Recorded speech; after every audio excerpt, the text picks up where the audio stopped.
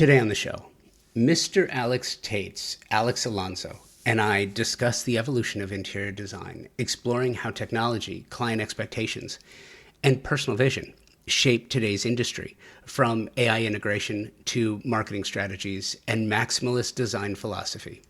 This conversation examines how designers adapt to market shifts while staying true to their creative ethos.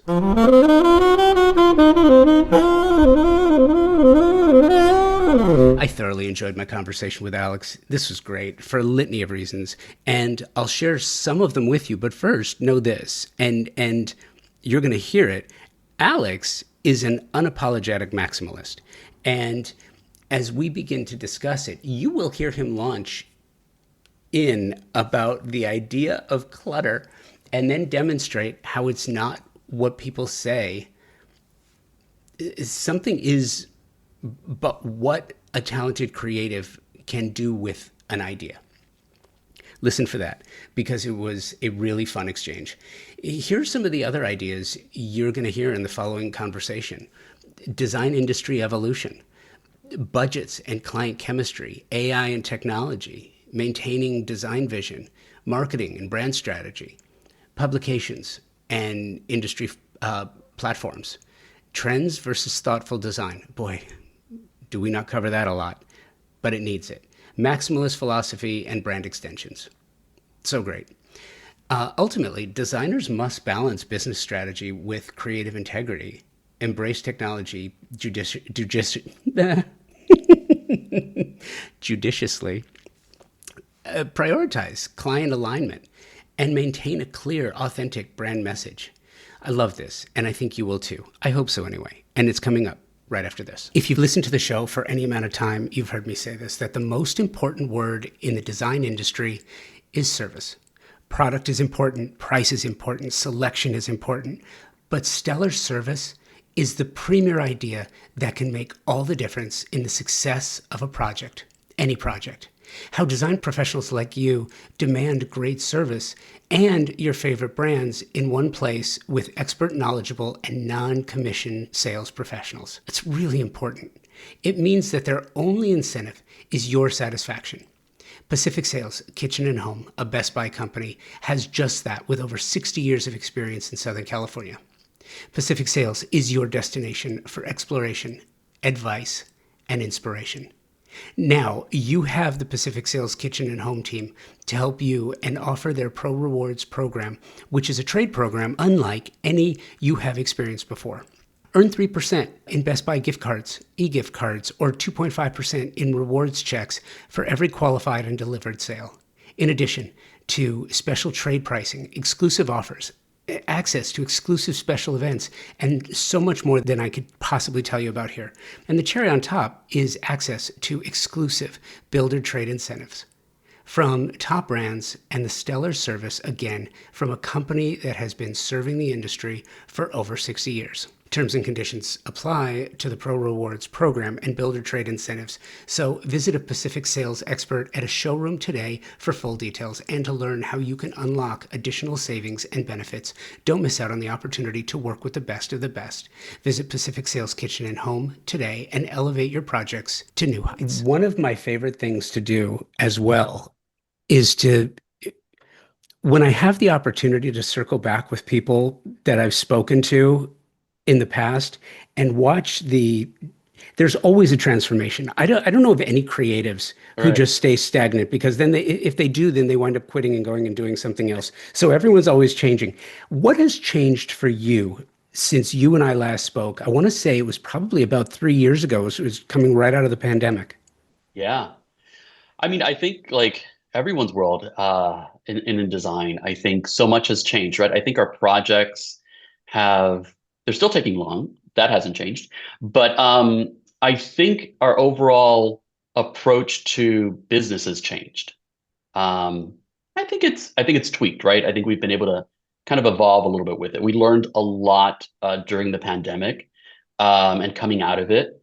I think we've also learned about the ebb and flow of this business. I think locally as well as nationally. So I think there's been a lot of learnings, I think, from us on our end, I think, in terms of how we staff, how we approach the overall business, and how we plan for those ebbs and flows, those contractions and expansions in the market. I think those have probably been on the business side the most important things. I think creatively, I would say that I've learned to probably push clients a little bit more than I probably was used to, right? Um, and I think clients have gotten a little bit more comfortable because I think at the time, I think clients were still very much about a certain look and a certain aesthetic, and they had a lot of more trepidation, I think, about going a little bit bolder and wilder. At least some of our clients, and I think over the past few years that they've seen more work, I think, out there, as well as within our portfolio, they've kind of taken that risk with us. So I think a lot has changed, truthfully. Yeah, it has, and it's interesting too, because when I started doing this, I started the show in 2013. And I can recall, and by the way, it's funny, I kind of shudder at the thought of going back and listening to some of those early episodes. I really do, Yeah, for a lot of reasons. But one in particular is knowing what I know now about the industry compared to what I knew then against how the industry has completely changed. And it's interesting because I don't really talk about the business on this show. I talk about the business as it relates to your creative endeavor and what you do. But I don't get into like, well, here's how you do your accounting and here's what your yeah. contracts should be. And I just don't do that. I leave that to other shows. Hmm.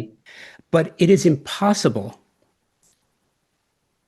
to not connect the two in some way, shape, or form. Back in 2015, when I'm talking to a designer and they're saying, well, my client just gives me a budget and tells me what they want, and then they let me do my job. This is also before kitchens at the time, if you wanted a high-end kitchen, it was $100,000, $150,000. If you want a high-end kitchen now, it's $300,000. It's $500,000 between the appliances, and the scullery and the butler's pantry and the wine bar and all of the different things that you're adding to it, all of the different appliances, all of the different things that you're doing. The game was always serious, Hmm. but now it's like a blood sport. It is. It's very much so. Yeah. I think at every level too, right? I think the expectations. Okay. So I would say social media has been fantastic about letting people in, right? A little bit behind that curtain, kind of what happens.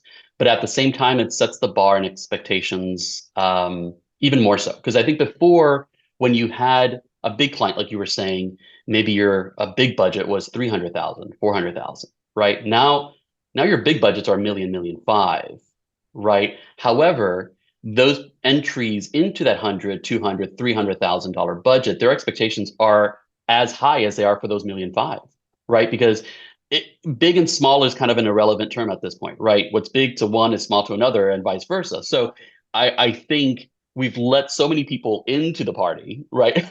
And so I think that's where our jurisprudence comes in, and it's just kind of like, okay, well, maybe this is a good project, maybe this isn't a good project for us, right?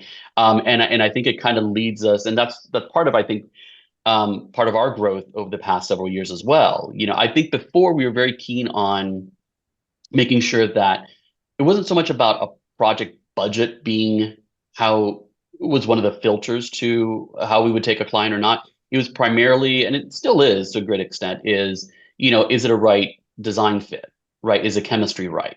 And then, budget kind of worked itself out. And I think at this point, it's become, yeah, budget definitely needs to come in because you do end up spending just as much on those smaller projects as you were on those larger ones, right? So I think and I agree with you. I think there's some, I would say there are probably some projects that I'm just like, oh gosh, I can't believe like we did that, right? Or like, I'm like, I shouldn't have photographed that, right? Like, or I would style it a million different ways, or whatever the case may be. But therein lies, I guess, the trajectory and growth, right? When you can self-edit, and I think that's part of the longer you're in this business, the thicker your skin is, even for your own work, right? And it's not about beating yourself on how you could have done it differently, but it's like, oh, you look back on it, And there are definitely things that you would do differently. And what played then doesn't play now, right?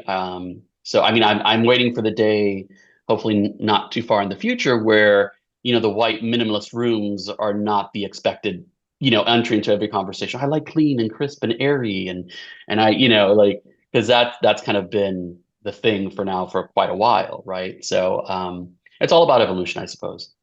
Spoken like a true maximalist. You At know, heart, I will never give it up. I, well, it's interesting that you mentioned that too, because it's not just, and I want to talk about social media, the good, bad, and the ugly too. But in addition, now that the budgets have kind of matched what design is and should be, it's raised the level of the game. Mhm. And gone are the days when you can just sketch out an idea on a napkin and give it to a client, and they'll say, "Oh, yeah, that's great." There was a day when you could hand draw an idea and maybe give it some depth, and the the image alone of that would give them the faith that, like, okay, he gets my essence, he gets my idea. Now I'm going to let him go do that. But you also have access to all of these additional tools like AI.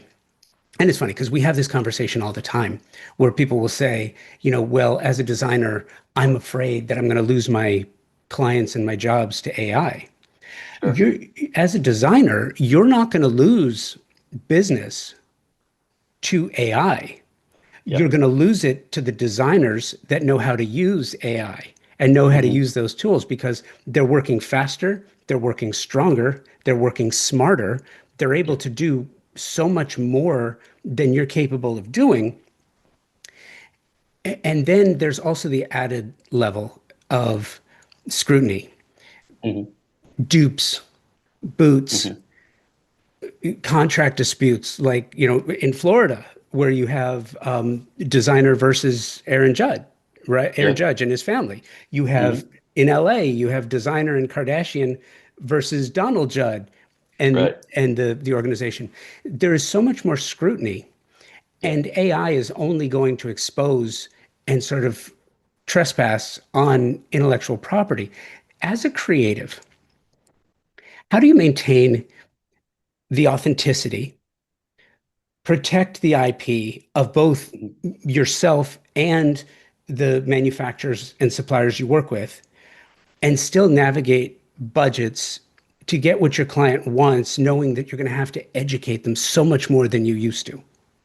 Well, and it's I'm glad you brought that up because it is a really interesting question, right? And I think when I step back and I think about what we do as designers or decorators, whatever term you want to use, I think our value has to be more than just putting something pretty together, right?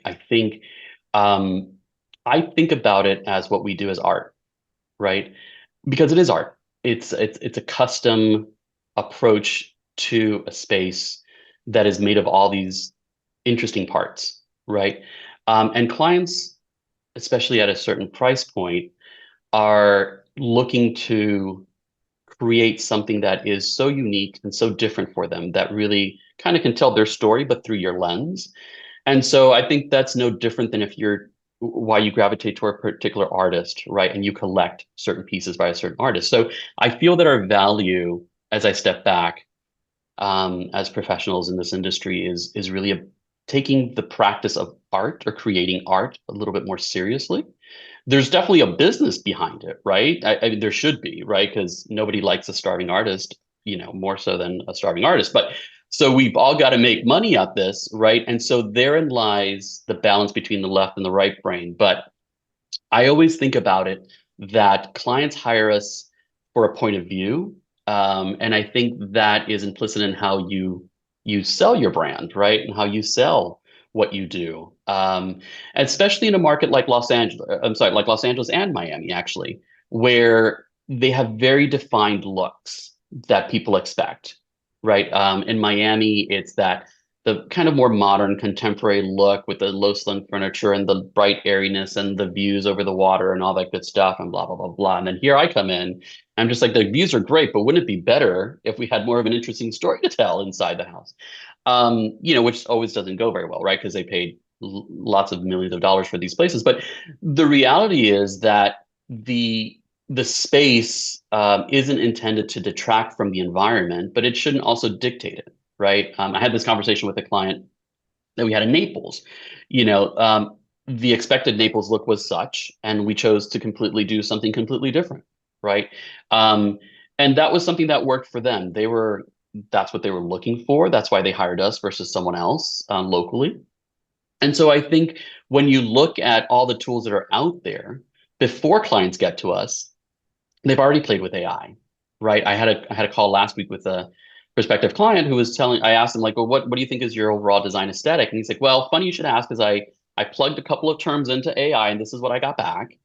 Let's see if it makes any sense. I'm like, well, read it to me. I think about half of it made sense. The other half, he couldn't even figure out what it meant, but it was okay. It gave us at least a starting point from which to have the conversation. So I think there's a lot of tools at the client's disposal also that we can't we can't push away from, right? We have to embrace it as well. These are all tools that can all help us, because when we say, oh, I love mid-century modern, or I love, maximalism, or I love, shabby chic, or whatever the case, like these can all mean different things to different people, right? And I've had so many conversations with clients that say, I love pattern, I'm ready, I want color. And they start showing, oh, wait, too much color, too much pattern. I'm like, oh, wait, did we not have the same conversation? So I think all of this technology is absolutely, and I think you're right. We have to embrace it. I think we learn how to play with them, how to help us be more efficient, how to get to a better place where we're taking the stress out of the execution. Because as any designer will tell you, it's like what, 5% design, 95% execution, right? Inspiration versus perspiration. Indeed, indeed, right. And so I think that there's so much. It's a great time, I think, to be in interior design, but it's also a scary time, right? Because there is that threat of just like, am I also going to be out of a job, like you said? But I think we have to reframe the conversation, and like everything else, technology finds a way of how it becomes used, right? I mean, I think there are different ideas for how, Twitter and Instagram and all these tools were, all these social media platforms and things that were intended to be used, and people decided to use them differently, right? So, I think in due time, but we can't be afraid of technology, I guess you'd say. You can't, but one of the things that it does, and it's really interesting, and in the industry, we did this to ourselves. We really did, through social media, Hmm. because we allowed, look, I'm not a designer, so I never did this, but I get it.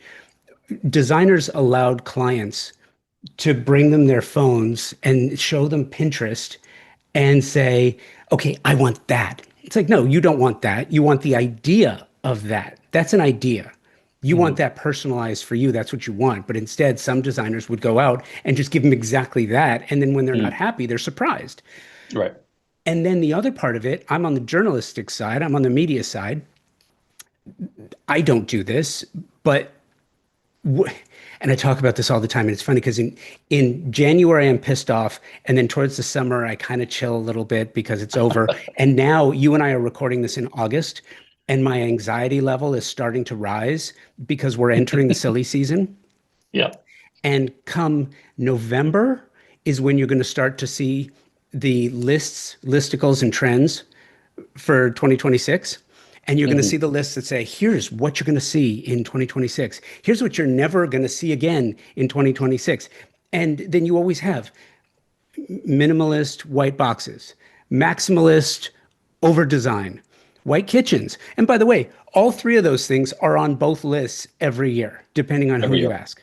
Yep. It's bullshit. And It it's is. funny. It's funny to me because this is an industry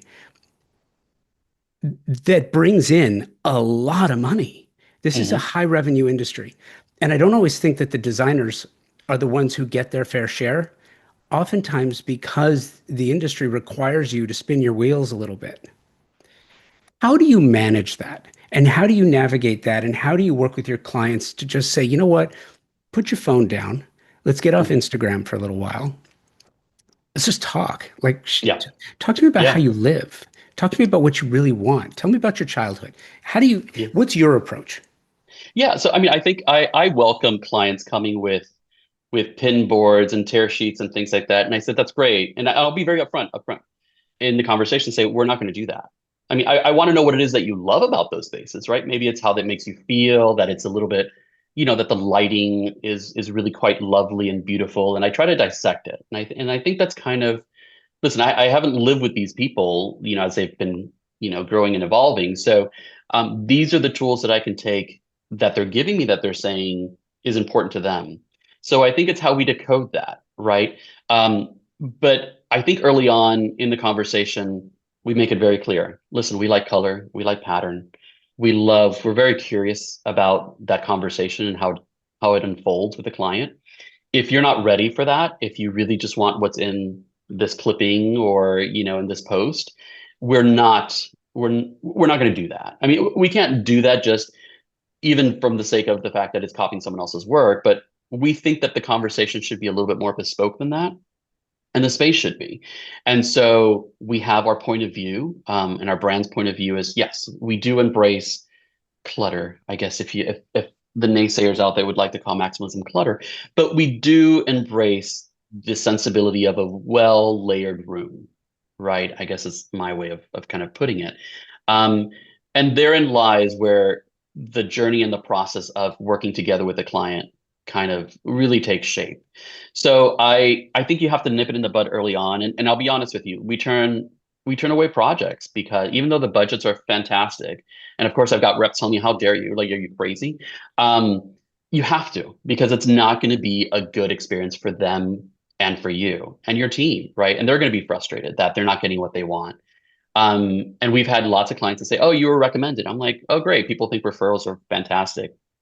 And then we find out they're absolutely not the right client for us because of their design aesthetic or the way that, they're planning on using the space and, things that we just have different visions for it. And you just graciously have to say early on, we don't think this is a good fit. I mean, I've had clients cry on the phone. I've had people yell at me.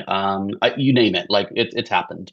And I still walk away saying, first of all, if you're crying and you're yelling at me, then I made the right decision. But Before you sign the contract. Exactly. 100%. This is just a consultation. And I'm turning you down there. And so I think you have to, you have to know the process better than the client because you're the one guiding them. And if you don't apply that sort of adulthood, filter to it and say, like, I can tell this is not going to be a good courtship. You can get enticed by the project and how beautiful the house is or the space or the budget. But those are only two factors that go into it. So I think you have to be very upfront with clients. I think you have to stay true to what your vision is. And I think that as a designer, you may not know what your vision is from the get-go. And that doesn't mean to say that it doesn't evolve. But I think you have to stay true to, like, I will never do a minimalist space. I won't do it. The budget may be fantastic, the clients may be charming and darling, and it won't yield the best result. I know how I perform. I know how the team performs. Those are not the right environments for us. And I think sometimes it hurts to turn it away, but I think you have to be honest about yourself, with your studio, with the team, but also with the clients. You are listening to my conversation with Mr. Alex Tate's Alex Alonso. We'll be right back. At the highest level of design, the absolute best specifying designers, architects, landscape designers are all highly focused on the technology and performance of products and materials today. You have to, because the products you specify for your projects have to perform and they have to last. That's one of the reasons why I am so proud to be working with TimberTech. Their focus on the technical renaissance of synthetic decking is literally changing the conversation about innovation and performance. It pulls focus on three priorities homeowners have and expect from the products their designers and architects specify for their luxury projects. 1. Aesthetics must match the overall design and fit visually. 2. Durability and maintenance. I've told you about my board flipping stories from my own wood decks. Clients not only want beauty, but they want ease of use, and they want it to last for decades. 3, sustainably made. Clients are more conscious of the environment now, and they want the same of their materials. TimberTech hits each one of these elements with a product that not only meets expectations, they exceed them. TimberTech makes a synthetic decking that looks just like wood, color and embossed wood grain for a natural appearance. Their composite decking is technologically superior, as it has been created to last for decades, and it's manufactured with up to 85% recycled material. Their advanced PVC, vintage, and landmark collections have a Class A flame spread rating, making these products an amazing choice for wildfire-prone areas, which unfortunately continues to grow on the risk map. Check the show notes for more information about this and to find the nearest showroom or lumberyard where you can find TimberTech, or you can check them out directly, timbertech.com. I am absolutely thrilled to welcome a new sponsor to the program. First of all, because I love new sponsors to the program, but also because this one is something that each and every one of you has been looking for. Loam AI is a company that has its roots in technology and engineering with a passion for high-quality content development. Listen, designers, architects, landscape architects, shelter industry brands, you know that time is the one thing we can't create, right? So how would you like the power of AI in content development programming that allows you to design instead of editing videos, scripting, and writing your content for social media? Loam AI was created by a team of engineers with a passion for creative content development. This is text to video, so you describe it and Loam AI creates it. It's really amazing. You're going to have to check this out. And they make it simple to change content sizes for different social media outlets. How tired are you of trying to resize the content that you create, or send it out to a freelancer and keep getting the recharges because it has to be put in different sizes? It's a pain, and Loam AI fixes that. It's easy to use, has US-based support if you need it. Let me rephrase. The support is here in the United States if you need it. Stunning images, realistic voices, built-in captions, and it's simple to use. Sign up and try it for free without a credit card at loam-ai.com.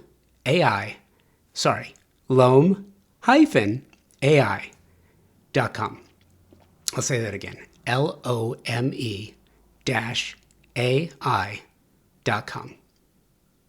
Simple, inexpensive, text to video, harnessing the power of AI to grow your firm beautifully. It's really interesting to me because, and I love this, you've galvanized a couple of points that I believe in deeply. And it's interesting because I haven't retold this story in a while, but I retell every story over and over again. So when I started the podcast, 2013, I would ask a designer, so what is your signature style? Tell me about your signature style. That goes back to my experience as a music rep in radio. Because when I was talking to bands, that is the essence of a band. You know, they have a through line. But I ignored that fact, and I would talk to designers about signature style, and many would say, well, it doesn't matter what I like, it matters what my client likes, which is not always true.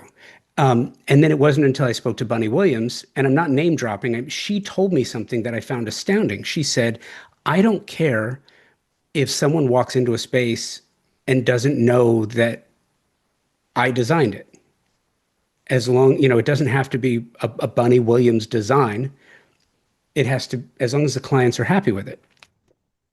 And I thought that was an interesting thing to say, because most artists, creatives, want the credit.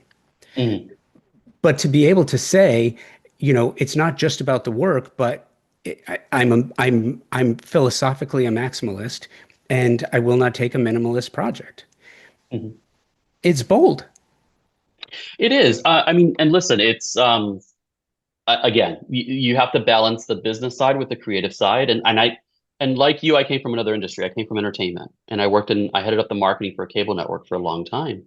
And I can tell you the element of being true to what a brand is, defining that brand, giving it color, giving it a logo, giving it a name, giving it all the elements that go behind it, the tagline, all that good stuff. To me, kind of in my studio, I guess reinforces the notion that our vision, that's how we compete, right? I think we compete on once you make it about money because you're cheaper or whatever, that you've lost the game. Anyone can always do it cheaper. Anyone can do it better. Race to So the you're bottom. Anyone can win that race. exactly, Yeah. exactly. And we don't need to be fighting to get down there. So but I think in order for me, I have to know myself. And I know myself, and I know that it probably isn't going to be the best if I take a certain project. And I think it's not about someone saying, "Oh my gosh, that's an Alex Alonso room or Mr. Alex Tate design room," or whatever the case may be. Like, listen, let's be real. That's great for Kelly Wearstler and for a great other design, right? Martin Lawrence Bullard.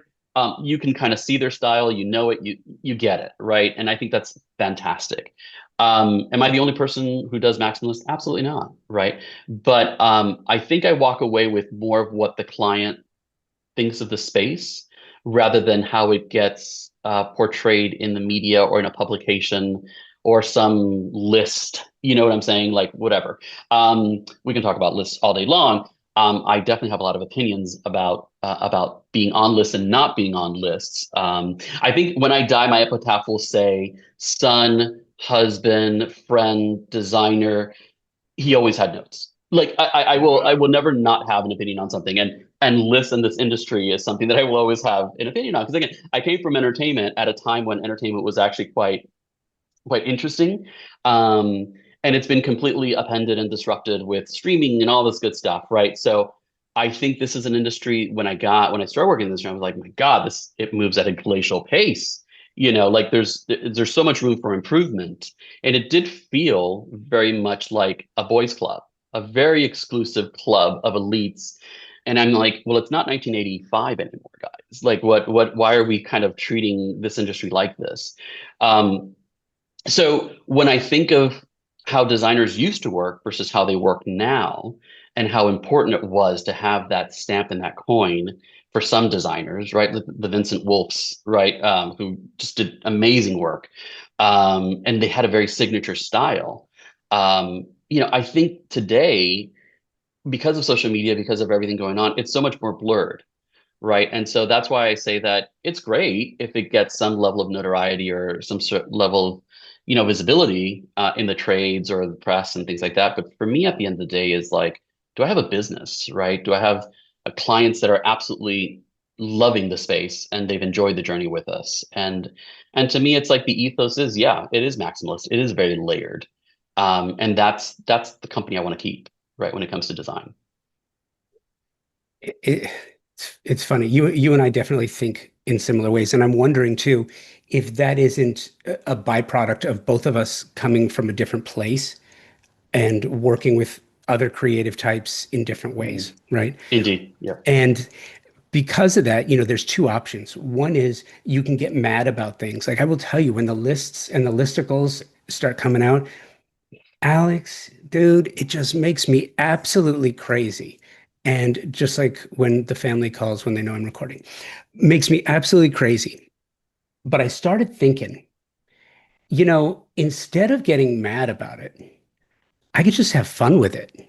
So knowing that this is going to happen, by the way, like if you go to a Yahoo or a CNN or any of those websites and you look on, yeah, I get it. They got to produce a ton of content, but there will always the ones that always catch my eye are the ones this designer says, here's the thing that you just cannot live without. Like that's the head, right? Then the deck Mhm. is these six things are going to be absolutely crucial to a well-designed home in 2026. I mean, that is the head in the deck. That is exactly what it looks like. And Right, then right. you find, three designers that nobody's ever heard of because they're influencers and they're just giving some ideas and basically it's clickbait so that they get a whatever. Hmm. So I thought it would be fun.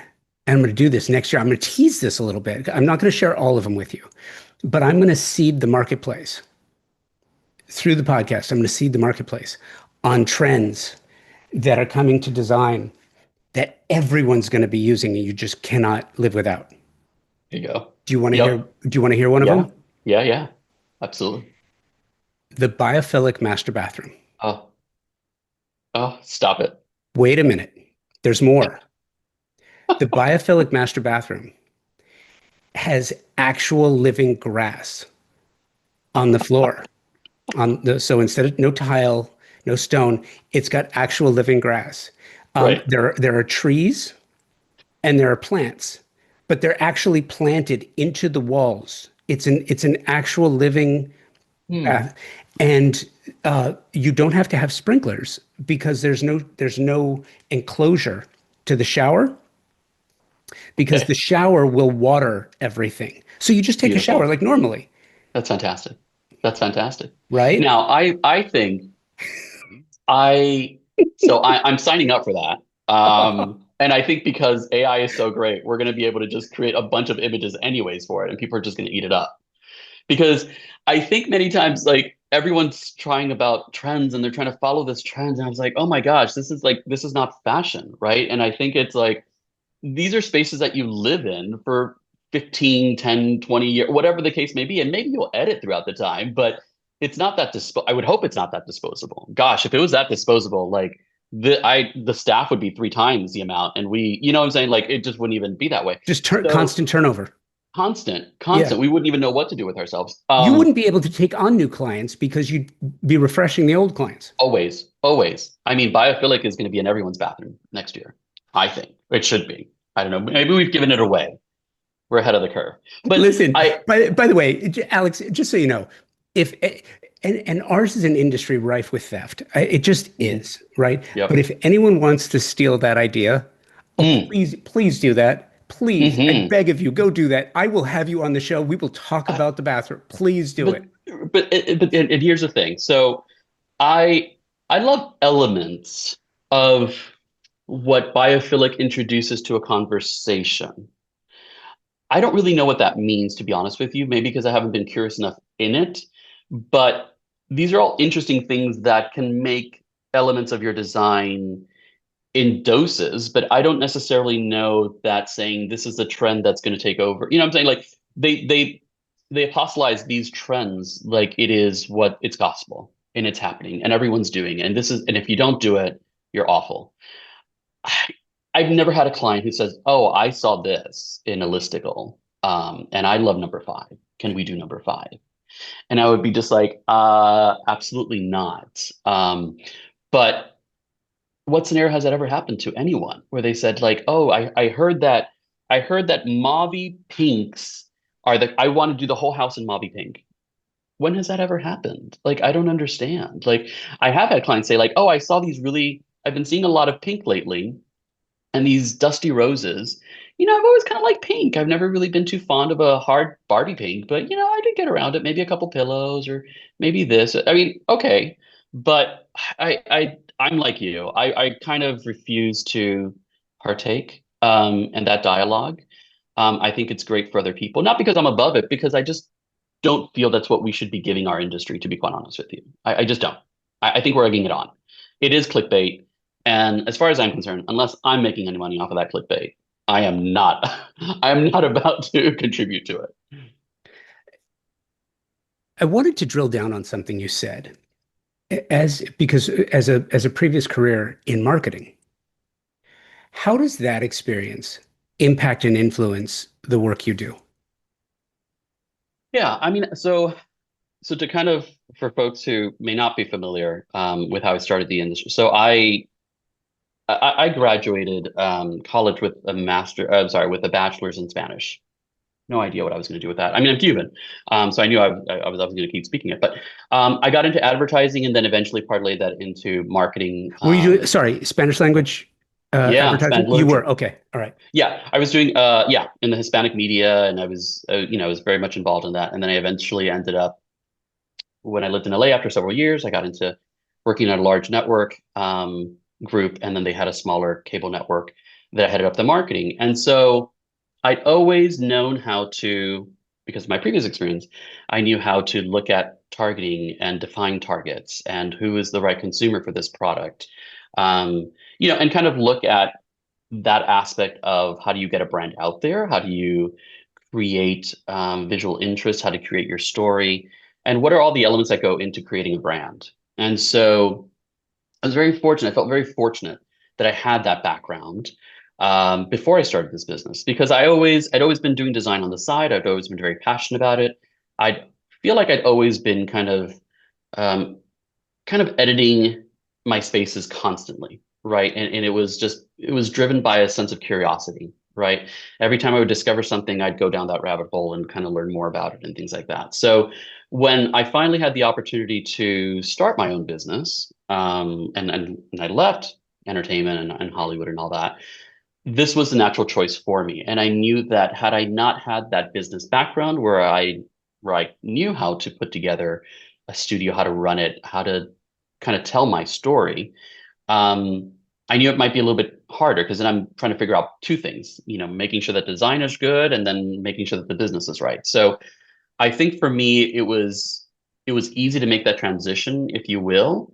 And I'll be honest, I registered the business and it took me a year before I even started marketing it and launching it. And I spent that year working on the portfolio, working on the brand identity, working on exactly what our point of view was going to be and what I felt comfortable that I could deliver on. Not knowing obviously how to execute a lot of that, right? Because if you're just starting into the industry and you've never had an apprenticeship, you don't know a lot of those nuts and bolts of it. But I'd had a lot of remodeling projects personally that I kind of knew how the mechanics could work. And so I figured that that aspect of it was going to be easier to get to. But the transition from, corporate marketing executive to interior designer for me was one that I will say it took me a good year and a half from the moment I registered the business and said, yes, I'm going to do this to the moment I actually started marketing it, putting it out there, putting my portfolio, and kind of accepting clients. So it did take a while. But it was time well spent for me, I think. I needed it in order to get it. Because again, I had never worked with an interior design studio before. I'd never worked under anyone. I'd seen a lot of how it was done. I'd read a lot, and absorbed a lot, but never really had to put it to practice. I'm more curious about how your marketing background is activated and employed in what you do now, Mm, because it's interesting when you listen to a lot of conversations with designers, you will hear a couple of things.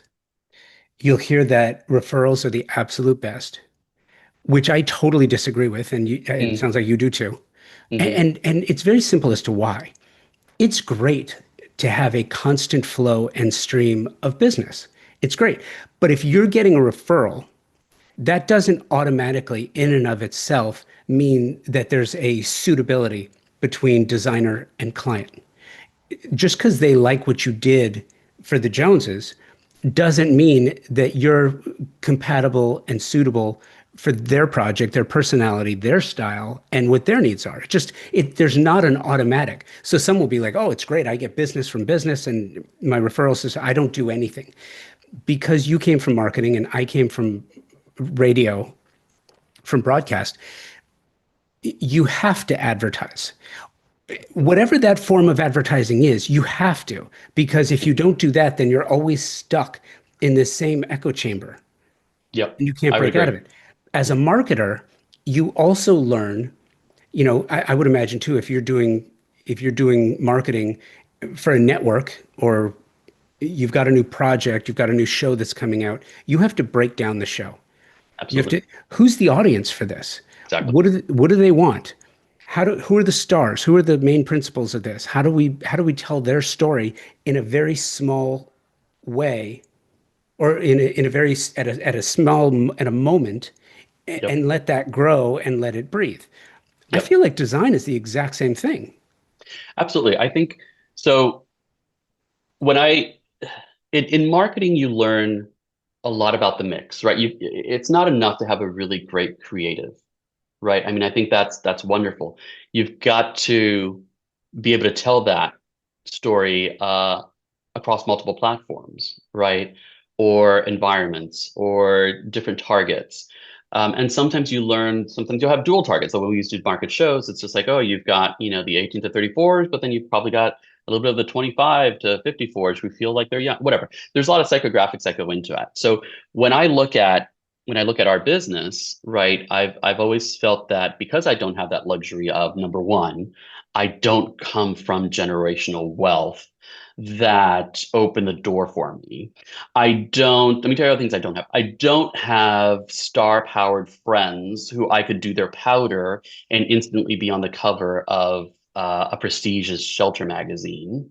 And I don't, even though I worked in Hollywood, those aren't the circles and never would I use it, right? I want to be known not for who I know, but for what I can do. And so the marketing mix for me early on, we tried a lot of things, right? You'll get a lot of calls from the regional publications saying, "Oh, we have this awards, or we have these things that we can do banners for you, or golf digest and all the good stuff." And listen, I'm a marketer, so I'm gonna take the call because I think it's crappy when you don't. And I will evaluate it, and I will honestly tell them this is why this does not work for me. If I can't generate a lead, this sounds more like a branding opportunity for me. That if I have the cash to do, of course I would do branding, but I need leads. Okay, I'm in year one and two of my business. I will starve if I don't get leads, right? So you have to be you have to look at your media mix very differently. And so you can look at social, you can look at obviously, Facebook and Instagram and Pinterest and all those things. You can look at doing, other sorts of regionalized media efforts. Are those really going to be the right tools for you? For some businesses, depending on the market you are, that might be it, right? I mean, that might help you, but it wasn't for me. And I think having that marketing, that media background, objectively, I could look at it and I could say, these are the things that I need to do before I can even invest in any of those things, right? I need to focus on my SEO and my SEM, and I need to make sure that all of that's buttoned up and tied up, and then I'm constantly, refining that, if you will. And so from early on, I knew a lot about media, right? But I don't know everything. And it's changed so much. And heaven knows I do not want to sit in front of a dashboard and look at Google AdWords at the time for like 50 hours, and hope that I get the right ones. I mean, I don't, I'm not going to do that. Like someone can do that better for me, and but it's an investment, right? And it's an investment that I believed in. And then in the absence of all these great connections in the industry, in the absence of all of that, that's where your hustle comes in. And that's why I say that I'm very grateful that I had that marketing experience, because it it really pushed me to not rely on any of that, because I didn't have it anyways. So how do I make a name for myself in the studio? How do I start something from scratch? Right. And I remember early on, a friend of mine said, why would anyone hire, why would anyone hire you? Like, you don't know anyone. You don't run in those circles of people who own $10 million houses. Like, your parents aren't those people. Like, why not? And that honestly to me was like, you're absolutely right. And it's got to be about what I have to say about design. Um, and yes, I have to get cheeky with how I play the media game, and where I invest and where I don't invest, and the events that I go to and the events that I don't go to, and how I network and how I don't network, and all those types of things. So I mean, it's 20 years of corporate work, right? That it's now being put to the test. And so, but I can tell you that from probably after the first year, so when I launched, I registered the business. A year later, I finally started marketing. Within 6 months, probably 5 to 6 months, I got a client who was $500,000. That was my first client. And you're just like, okay, what am I going to do now? Like, what the heck do I do? Um, and so you realize that they came to you for a particular reason, and you have to deliver on it. And that reason wasn't because, again, not because of anything else, but because they liked what they had seen in my portfolio, and they wanted to kind of create something. And I'll never forget his words. His words just like, I know what I can do on my own, because he has a very good eye. But I need for you to show me things that I wouldn't do on my own. And that's why I'm here. I'm not here for you to show me how to do things that I can find anywhere else, even though there might be some elements of other things that I like, but I need to do something different. And I think that gave me the creative license early on to say, someone cares about my point of view. I found that person. And how I found them, by the way, was just through Google. I mean, which is so when anyone tells me referrals are the best, I'm just like, listen, Google still works, guys. You just have to, but, and then subsequently we hired an agency who helps us, do our SEO and our SEM and all that good stuff. And but it's an investment. And then you layer on a PR team, right? Who can help you just kind of push the good work out and tie you in with some of those other opportunities as well. So you start to create a very layered media mix to kind of tell your story. But I will probably put the top on this by saying that early on in entertainment, I learned that if you don't control your distribution, you don't control your destiny. So we have supercomputers in the palm of our hands, and social media and YouTube and all these other things allow us to tell our stories. We're not going to get it right immediately, but we also can't shy away from it, and we can't be paralyzed by it. So you're the best person who can tell your story. And so I've always kind of felt that we have the opportunity, we have the distribution channels to get it out there. And I think it's just a matter of putting in a little bit of the time and the thought behind it, to kind of craft what that narrative and what that story is. It's fascinating too that most creatives in our industry don't think that way. They really don't. And I think that's why, and this is not bashing the trade pubs. I actually love the trade pubs. I love the magazines. I really do. You can go down to the library here and you can go pick out a dwell from 2010 or a veranda from your or sunset or any number of Metropolitan Homes magazine, Yeah. Metropolitan Home editions that from years and years and years. What I think that the publishers got too complacent. And it goes back to my radio days. Before the Telecom Act, I think it was in 1994, you had all of these independent owned and operated radio stations across the country that did really great programming. You had local flavor, you had unique perspectives and great. You're from South Florida. When I was living in South Florida for a while, there was a radio station there that I absolutely loved with a morning show that was local and had been there for 20 plus years, and it really loved it. Hmm. That's how the magazines used to be. And then it became celebrity driven. And then it became, you talk about controlling your distribution, getting rid of the local flavors in each market just for a broad swath of the country so that you can bring your distribute. The pandemic hurt too because Yep. a lot of contributors got fired. Yep. They slimmed down the staff. The ad to edit ratios went sky high. So there was less content, more ads, and you weren't getting the diversity and value of stories. You were getting kind of a homogenized version of it. And again, I talk about AD all the time. AD is not an architectural record. It's a celebrity guide. It's a celebrity publication. And there's Yeah. nothing wrong with that Right. because design porn will always be popular. 100%. People will Yep. always want to see how the other side lives. Totally Right. get it. But Yep. but don't pretend that that's how everybody lives. And I Right. feel like, and I think you probably agree with this too, I think design is a right, not a privilege. Hmm.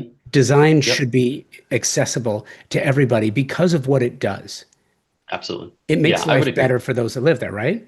Yeah, absolutely. And I think the financials of how those larger publications kind of are forced to work under, right? Because of how everything that's happened. I think it's interesting. Um, but I will tell you this, as someone who has projects that get pitched to publications and they get picked up and they don't get picked up and whatever. Like, listen, I'm totally okay with it, right? Um, the success of me as a studio isn't predicated by whether this publication validates it or not, right? I mean, it's more of the client and do the calls still keep coming in? And so, yes, it's a nice to have, but that's not the end game. The end game is not to be on some, at least for me, it's not to be on some list. Um, and it's great. And I think that's wonderful. I think lists exists for a reason. I'm not quite sure what that reason is, because it is very much about the same 80% or 90% of the same people keep coming out on the same list. And I look at it this way. When we pitch projects to certain publications, they will ask the top two questions. They may have seen a picture or two. Their first questions are, oh, whose house is it? And number two, who shot it? Who's the photographer on it? Never do they ask, oh, I'm intrigued. I love it. Who's the designer? Oh my gosh, this is wonderful. How did this come about? Or like you want those two things because perhaps in their world, that's what dictates a successful, right? Spread or whatever the case may be. Now, if our clients were to apply that when they're looking for an interior designer, there would probably only be three designers in the United States that would ever have jobs. It would either be Martin Lawrence Bullard, Kelly Wearstler, and Jeremiah Brent. Those three would rule the roost.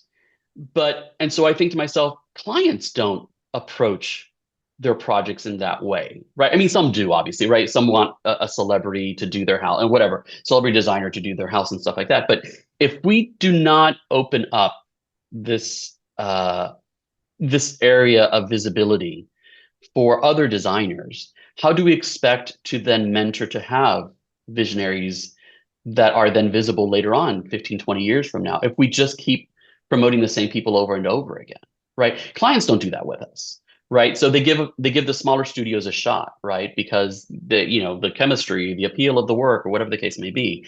But and there's nothing that irks me more. There's nothing that irks me more. It's these couple of publications. They're like, oh, did such and such photographer shoot? I'm like, well, okay, here we go again. This photographer that I used, you may not know him, but he's very, very good. And why are you not giving him a chance? Why do you purposely want to not bring up new talent up through the ranks? So there's that one problem. And then the other issue that I have, probably the third issue I have with some of these publications, and it is with a venting session, but is that they don't give feedback. And I think how do you expect people to get better if you don't give them feedback on their work? What is it about it that you don't? And listen, I've heard a lot, oh, the styling is too much, it's too busy. I'm like, I get it, it's not for you. That's valid. But you say, oh, great, no, thanks, it's a pass for now, but keep sending us work. I'm like, yeah, it's probably not going to happen because I don't know what target I'm aiming for. I met with one publisher once. She told me, oh, I just hate orchids on tables. I'm like, well, I don't use orchids on tables, but like, I mean, is that really the only way that you, just like I see an orchid in a room, I kill it. I'm like, oh wow, okay, got it. Okay, but I just feel like we have to. They also have a responsibility, right, to this industry is to give feedback, as people who are looking for content, who are people who say that they're trying to nurture. And they want to build this community because that's one thing that I do feel that there is. There's a lack of community because it is very much driven by a lot of entrepreneurs, right? All small business owners, all independent business owners, unlike entertainment, right? I I can tell you, I worked when I was worked part of the NBC Universal Group. We would go to events where there was CBS and Netflix and HBO and everyone knew everyone else's business, right? Because people got traded left and right, or you were sharing best practices, or this is why this show worked and this is why this didn't work. That's a certain level of community that existed, and it was very strong, right? And it was very big, and it had been cultivated for many years. I find that this is a very insular business. Nobody wants to share anything about, how everyone says, "Oh my God, my business is great." I'm like, no, it's not. Just be honest about it. Leads are down. We can all be honest about it. Like the industry sucks right now. And everyone's so preoccupied with putting this image of we're amazing, we're fantastic. Oh, we get the best projects. So luxury, luxury, luxury, luxury. I'm like, oh, pish posh, luxury. I mean, it's absolutely ridiculous to me. I think at the end of the day, the way you create a sense of community is through honesty, right? And also being able to have these larger publications say, listen, the reality is we can't function the way we used to anymore. We can't do, 3-day shoots. We expect you guys to do it. And typically when we're looking at a project, we look at this, this, and this, and this, and this, right? We had one publication, they're like, oh, we need we need 50 to 60 images. I'm like, it's a one-bedroom condo. Like, you want pictures of me? What do you want? And like, I can give you my vacation pictures. It was completely just, it sounded like such a bogus reason to not, that I was just like, okay, either you don't know what you're doing or we sent this to the wrong people, you know, Well, but hey, by the way, that's another thing that I find that's really interesting is you get the two questions that you mentioned, and then if it's funny too, like the one bedroom condo, but it's got an extraordinary kitchen, right? mhm, Well, the magazine's going to say, well, then show me the appliances in the photography because we're going to go out to the appliance manufacturer and see if we can sell an adjacency. right, right. And it's it's such a backwards way of thinking going against television where you're Yep, doing the upfronts where yep, you're all in the same room with the ad buyers and you're saying look, here's what we got, and yep. you're there competing against everyone else. I think to your point, I don't think we do that nearly enough. I think show houses are kind of an example of that to demonstrate what you are and what you do. I feel like what we're doing here and having a conversation is probably the best way that a client can listen to you and see if you're suitable and compatible. Yeah. Well, and I think somewhere along the way, I feel that some of the publications, the shelter, or maybe it's the shelter publication or media industry it's become less about showcasing the talent, right?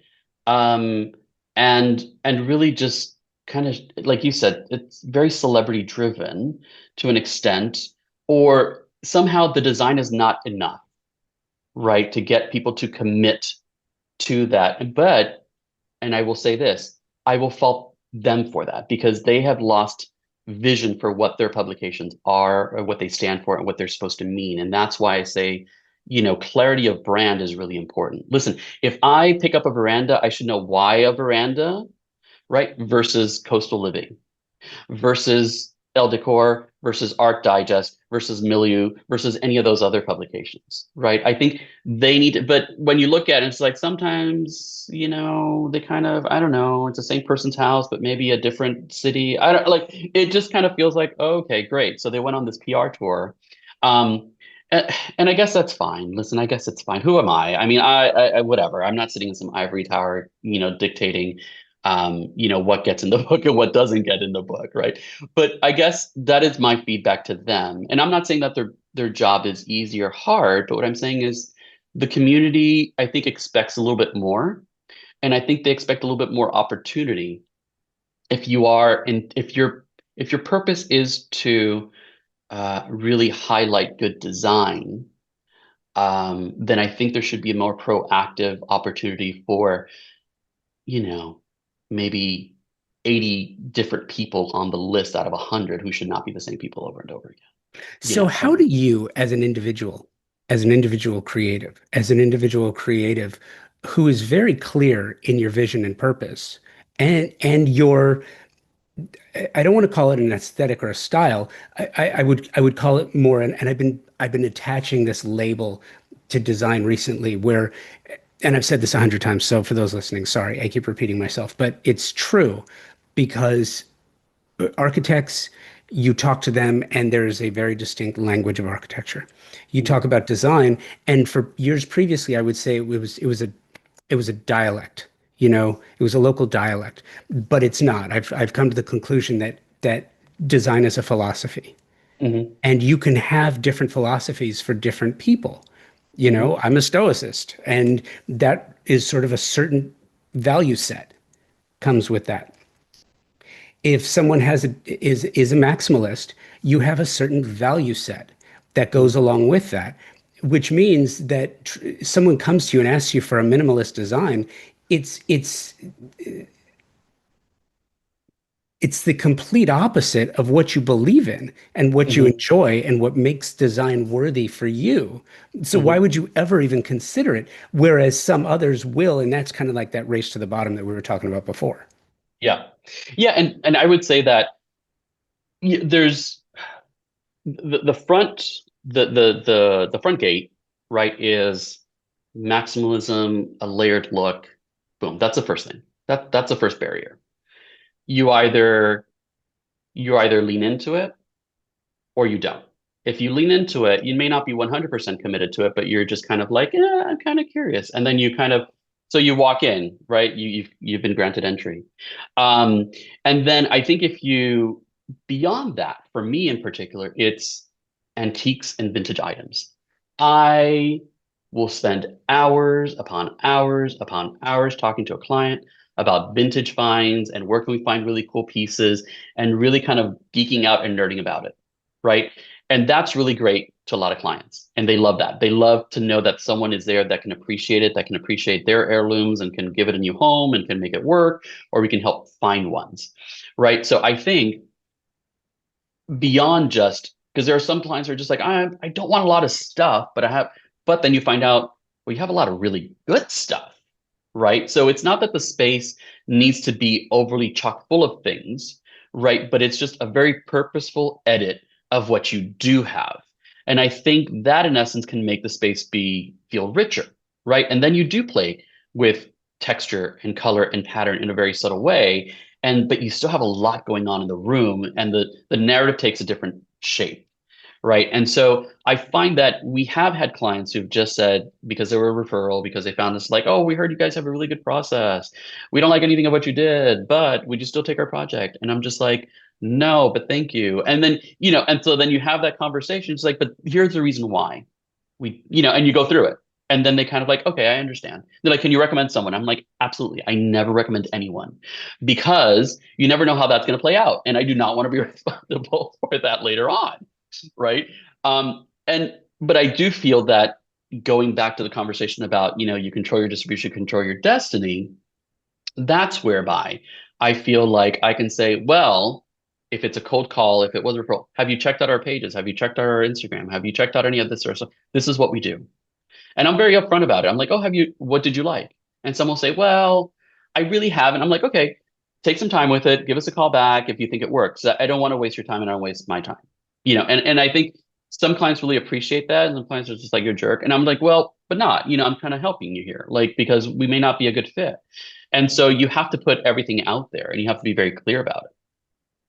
Last question I have for you, and I'm just curious, it's kind of jumping on that last point. Do you imagine that you would ever consider a brand extension, if you will? Like if you look at the auto industry, and I think this goes back to my broadcast days and probably how you view, your days in marketing and entertainment. If you're General Motors isn't necessarily a thing in and of itself. It's Chevy, it's Mhm. Cadillac. I think it was Saturn at one Yeah, it point, was Saturn. Yeah. right? So, Yeah. would you ever consider a brand extension where Mr. Alex Tate is always is a maximalist endeavor, but maybe there's a micro Alex Tate, which is sorry, that was terrible, but Yeah. an extension that has a different design team Yeah. that does exclusively minimalist, or an extension that does specifically historical renovation or Right. something like that. Do you Yeah. imagine that that's a direction the business might go? Yeah. So, and I think it's got to be true to its central ethos, right? Which is a layered look that is, it's all about the mix. And I think that what are the elements that can come out of that, right? It could be a very strong curatorial retail space, right? That has custom pieces that maybe we've designed alongside more heirloom quality, traditional vintage pieces that we find. And I think that feels like a very strong extension to the brand, but it still delivers on that overall overlying promise, which is it's a space that is about storytelling through very layered elements and spaces, right? And so I do think that I don't know that I would ever do a strong departure from it, just because I don't think my passion is there to do that. But I do think that it is how do we find the manifestations of what maximalism can be, right? Because it could play itself out in my mind, right? In my creative output. It'd just be like, oh, okay, got it. Like, what is the chapter two? What is the 2.0 for maximalism for me? And it could be that. It could be a retail space that does that. Or it could be a studio that focuses on, like you said, historical remodels, and it falls under this. And it's got a very strong point of view on how it sources, right? And how it kind of delivers on that. So I think as long as it all ties back to that true promise, which is the layered and more maximalist, I think that feels right. Otherwise, I feel like I'd probably just be starting a completely different business. At which point, I might Yeah. as well just start selling sprockets or something. I don't know. Do people still use sprockets? I don't know. I like to think so. I don't know. I mean, the Jetsons are still on, right? I mean, they will forever live. Oh, I love that. Ali, hey, this was great. Thank you for taking the time. This was fun. I'm glad that we had a chance to reconnect. Of course, my pleasure. It's a lot of fun. So glad we can reconnect again. The Design Hardware Showroom is a space where specifiers can go and find an incredible selection of high-end faucets, luxury tile, natural stone, wood floors, and bespoke hardware, and so much more. Select products are presented in a holistic manner, strategically arranged to stimulate creativity and transition your vision from the conceptual stage to a fully realized space. You will find everything you're looking for, even the products by brands you didn't know you didn't know. Surprise and delight. Am I right? All under one roof on 3rd Street in Los Angeles, just up the street from the Grove. Conveniently located, free parking available. Stop by to find inspiration, collect samples, get expert advice, and tackle everything on your specification list all in one place. Visit them online at designhardware.com, at Design Hardware and Flooring on the socials, or in the real world, 6053 West 3rd Street in Los Angeles. Thank you, Alex, for this maximalist conversation. Loved it and appreciate the time. Thank you for listening. If you liked this episode, and I hope you did, share it with a friend or colleague who loves design and architecture like you do. Subscribe to Convo by Design everywhere you get your favorite podcasts, and continue the conversation on Instagram at Convo by Design with an X. Keep those emails coming with guest suggestions, show ideas, and locations where you'd like to see the show. convobydesign@outlook.com. Thank you to my partner sponsors, TimberTech, the AZEC Company, Pacific Sales, Best Buy, Loam AI, and Design Hardware. These companies support the shelter industry, so please give them an opportunity on your next project. Thanks again for listening. Until next time, be well, stay focused, and rise above the chaos.